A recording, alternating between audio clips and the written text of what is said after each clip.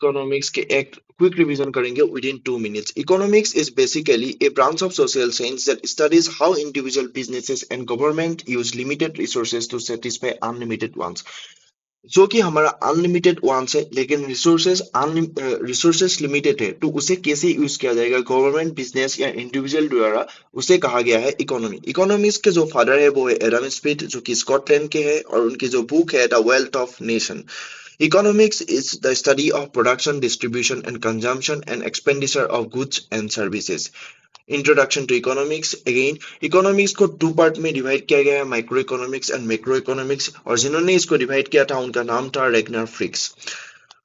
Indian economy के जो father है उनको कहा गया है चाणक्य एंड कौटिल्य, और उनकी जो बुक थी वो थी अर्थशास्त्र।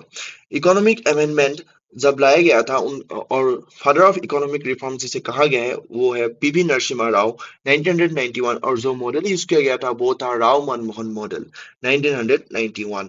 Types of economy. On the basis of economy ownership, economy को थ्री पार्ट्स में डिवाइड किया गया है, capitalist, socialist and mixed. Capitalist mean जहां पे प्राइवेट ओनरशिप ज्यादा रहेगा, रिसोर्सेज प्राइवेट ओनरशिप के साथ ज्यादा रहेगा, और गवर्नमेंट ओनरशिप जहां पे और गवर्नमेंट ओनरशिप ऑफ रिसोर्सेज जहां पे ज्यादा होगा उसे कहा गया है socialist economy.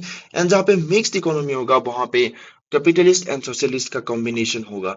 Based on development, developed होगा, डेवलपिंग होगा एंड अंडर डेवलप होगा। Develop means where per capita income वहां पे ऑलरेडी ज्यादा है, and education and health care infrastructure अच्छा है, और पॉवर्टी एंड अनएम्प्लॉयमेंट बहुत ही कम है, जैसे कि यूएसए एंड जापान। डेवलपिंग जैसे कि इंडिया, जहां पे इनकम लेवल धीरे धीरे राइज हो रहा है, इंप्रूविंग इंफ्रास्ट्रक्चर, इंफ्रास्ट्रक्चर भी धीरे धीरे अच्छा हो रहा है, better education and health, but poverty and unemployment जरूर रहेगा। अंडर डेवलप होगा low income per capita, poor education and health care, high poverty and unemployment. यहाँ पे एक चीज जो हमें याद रखना पड़ेगा, सिर्फ पैसे के बेसिस पे एक कंट्री को डेवलप्ड नहीं कहा जा सकता।